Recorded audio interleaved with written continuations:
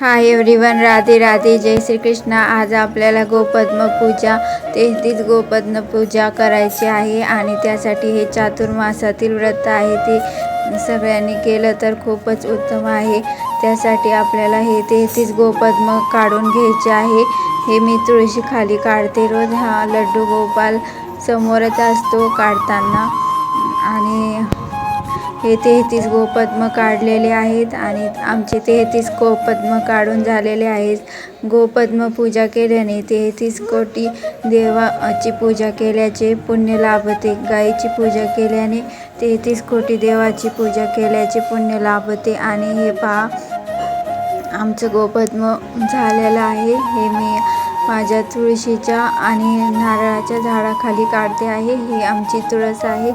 तर हे व्रत चातुर्मासात आषाढी एकादशीपासून करावे आणि त्याचं उद्यापन कार्तिक एकादशीला करावे। तर हे एका सवाशिणीला जेव घालायचं आणि तिला 33 रुपये 33 नाणे असं द्यायचं। 33 एक 20 आणि 10ची एक नोट आणि 3 रुपये वर दिले तरी चालेल, पण 33 अंक बरोबर द्यायचा आहे। आणि ही बघा, आपली गोपद्म पूजा झाली आहे। हे व्रत रोज करायचे आहे। जर शिवाय मानसिक पाळी आली तर हे व्रत करायचे नाही।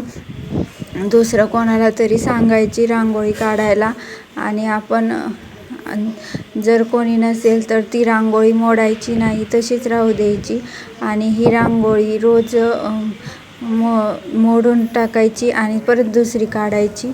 आणि हे पहा, गायची सेवा, गाय नसेल तर हे व्रत करायचे, गाय असेल तर गायची सेवा करायची। राधे राधे, जय श्री कृष्ण। थँक्यू, धन्यवाद। व्हिडिओ आवडल्यास लाईक, शेअर, सबस्क्राईब करा।